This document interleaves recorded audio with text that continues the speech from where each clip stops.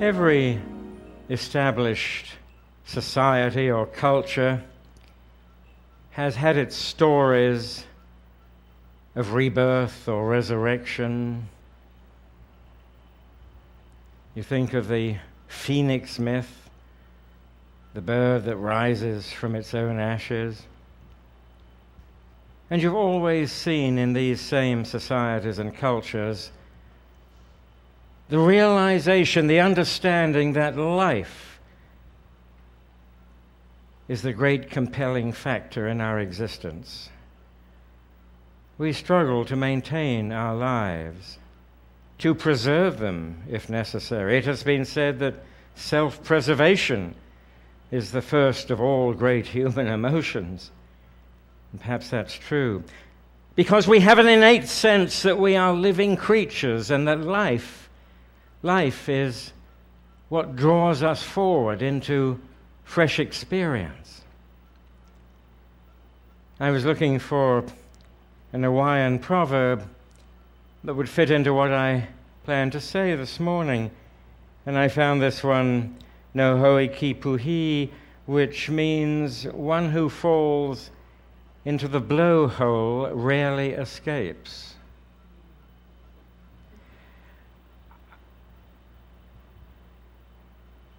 I was able to identify with that. I've fallen into a few blowholes in my life. Some of them I dug for myself, incidentally. But I remember how I struggled to get out of them, and I did. Remember, it says here, one who falls into a blowhole rarely escapes, not never escapes.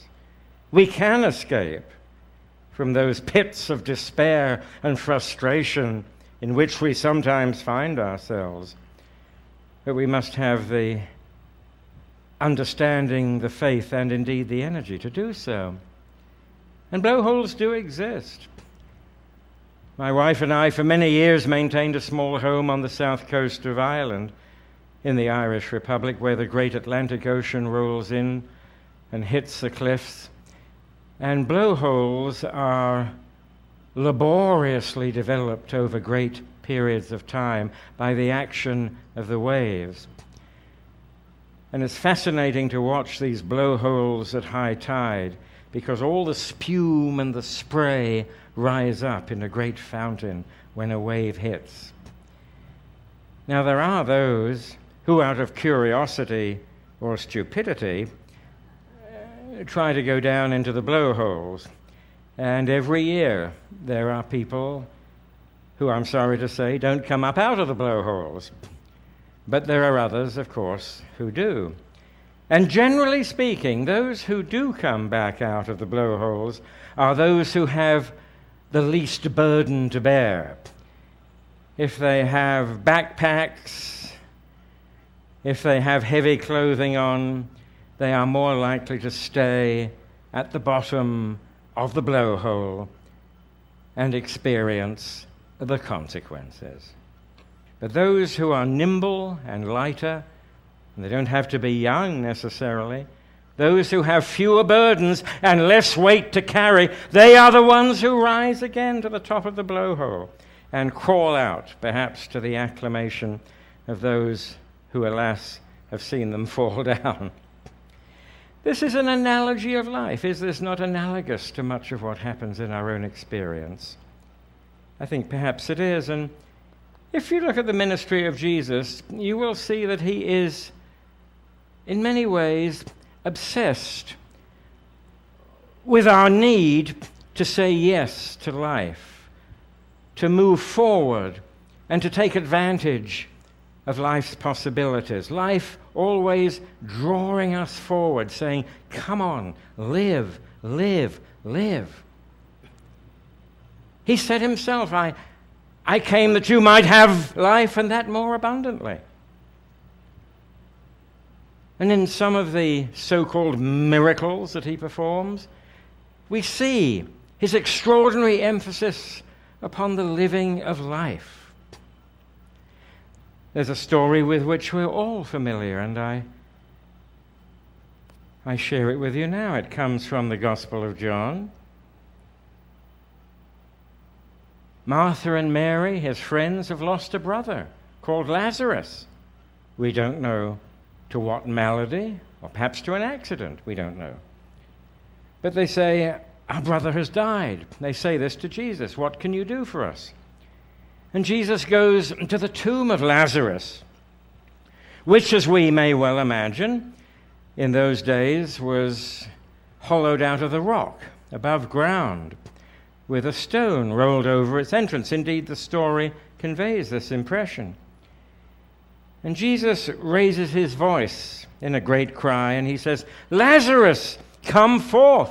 And lo and behold, the dead man comes out of the tomb, but his hands and feet are swathed in linen bands, which was the custom, and his face is wrapped in a cloth. And Jesus says, and these are the words, loose him and let him go. Loose him and let him go. Because it doesn't matter whether Lazarus is recalled to life or not. If he is bound tightly by the grave clothes that have accompanied him in the tomb, he's not going to be able to experience that call to life, is he? He's going to be completely hobbled. He can't take advantage of this new opportunity that lies before him, which is the call of life to come forward, to experience new opportunities, new possibilities, new challenges, because he can't.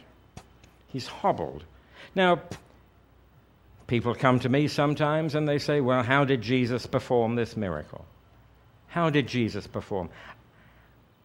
I don't know. I don't particularly want to know.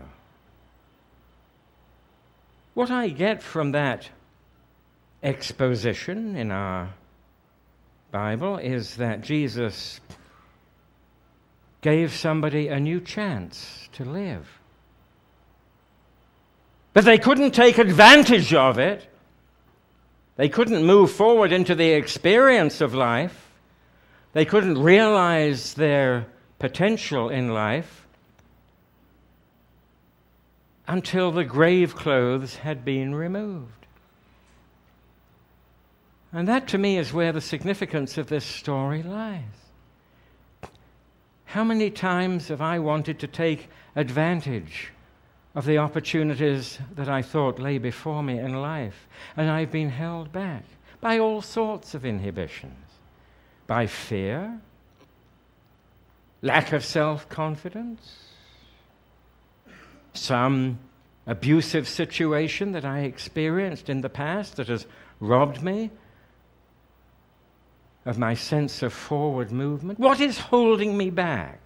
What is drawing me down? What is preventing me from taking such wonderful advantage of what life has to offer? Life demands growth. Life demands transformation. That's what life is. And let me utter a double negative, and you won't hear this very often. There is no place where life is not. Life is everywhere. Life is the universe. That's what it is. And we must be courageous enough, all of us, to experience it, to move forward into it, to say, I welcome its challenges, its occasional frustrations, its joys, its possibilities, because that's what makes me what I am. If I allow the grave clothes of Lazarus to draw me down, if I allow myself to live in a past of pain and fear and uncertainty and insecurity, I shall not experience the joys that life has in store for me and the necessity for all life to move forward, to accomplish what must be done. Life isn't back there. That's the life we lived. The life we need to live is here. And it's plain that we must let go of what it is that holds us back. Maybe some of you like 19th century literature. Are there such people anymore? I don't know. Some of us like to read Dickens once in a while. I find him over-sentimental and far too prolix. Prolix, because he said a lot because he was paid a penny a word. Wouldn't you write if you were paid a... Well, we'd want $1 a word these days, but...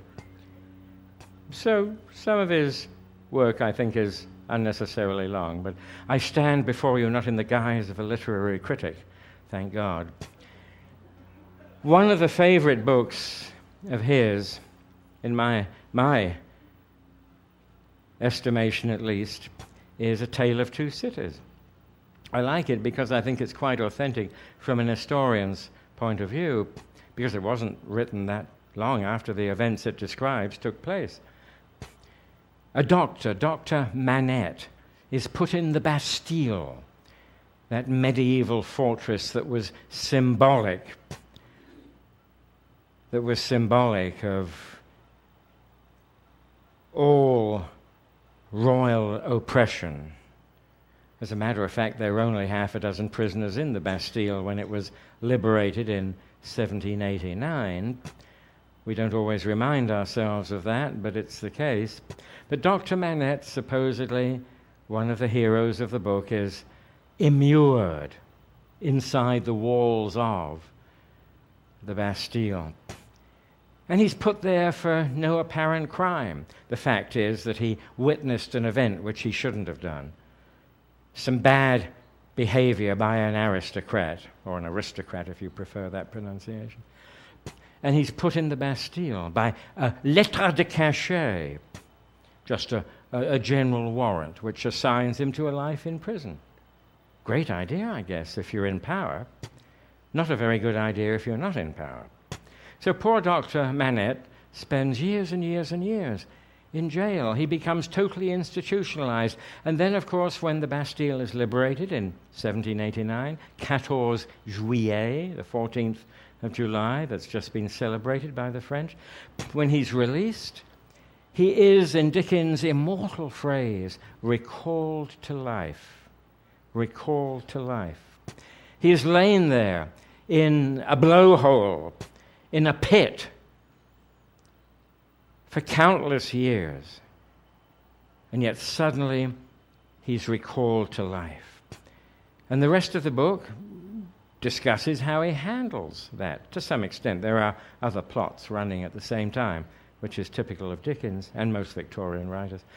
But Dr. Manette is recalled to life. He learns to live again, and he learns to find meaning in existence. The joy of his daughter's company, for example. The excitement of being able to walk where he will without being confined. The wonder of seeing the blue skies above him. All these things are representative of life to be lived. He suddenly realizes that life is to be lived and that he's been invited again into this glorious possibility. Recalled to life. How many of us, I wonder, are waiting to be recalled to life?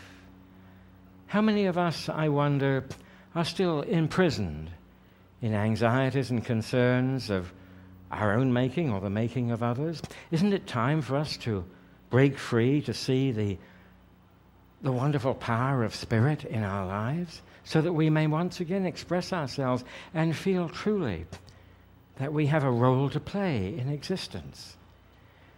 Because if we are dragged back and pulled down physically, or in many instances allegorically, if we are drawn back, weighted down by the grave clothes of Lazarus, this glorious possibility is taken from us, or at the very least abridged. So we can't do what life and nature implore us to do, and that is open ourselves to the possibilities of life ahead. Life is to be lived. Life is to be lived on a million different levels, 1,000 different levels in our own lives. What is it, we may ask ourselves, that drags us back and holds it down? This morning I told the story of myself and my youth when I was brought up in a fishing village where there were many, many fishing boats.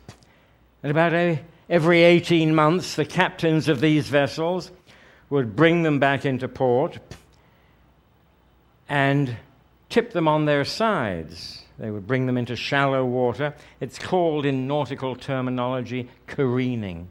They would tip them on their sides, and they would scrape off all the barnacles and the weeds that had prevented these quite sleek vessels from moving forward as expeditiously as possible. Now, you may say, well, it's not an entirely encouraging analogy. I don't feel like the bottom of a boat. But there are distinct similarities. We are built to sail forward in as swift and marvelous and freeing a fashion as possible. Look at a boat under sail. That's why I love sail. Look at a boat under sail that's traveling freely on the ocean. It's just like a beautiful bird, which is indeed what the inhabitants of these islands thought they were when they first arrived. A beautiful bird, just sailing joyous and free. But it can only achieve that degree of velocity, that degree of speed, beauty, joy, if it's clean enough to do so. If it's carrying too much weight underneath, from behind as it were, it's not going to achieve that magnificent spectacle. And I think that's what we might ask ourselves from time to time. Am I making the progress through life that I need to? Am I open to all the possibilities, the glorious range of experience that life has for me? The possibilities, the relationships, everything that lies before me. Or am I being drawn down by those grave clothes? Are there still a few wrapped around me? Are there still a few that need to be let go? Ideally, as Unity teaches, we learn from our experiences. We don't have to carry them around with us for the rest of our lives. So often, the experiences that we should have learned from and put behind us, we're still dragging along, pulling them along. Grave clothes of Lazarus, there they are. We should learn our lessons, let go, and move forward. Are there joyous experiences from the past that you want to continue to savor? Fine. There's nothing wrong in that. These days we have so many opportunities to look at pictures of the past. Everything's been photographed anyway, that we might as well enjoy the good moments. But you know what I'm trying to say here, I think. Those experiences that have limited us, prevented us from spreading our wings, spreading our sails, we might say, from moving forward. The cry of life is always, come to me, come forward. Life is eternal. We go through endless changes, I'm convinced of it. Endless transformations. How can we achieve this glorious destiny and possibility if we are dragged down by those grave clothes? We need to let them go. Reside where they need to reside, in the tomb of past experience, so that we can say to life, I am free, I am open, I am ready. Bring life on, because I say yes to it. I'm ready, I'm alive, I'm free, and I want to live. Say two, it's done.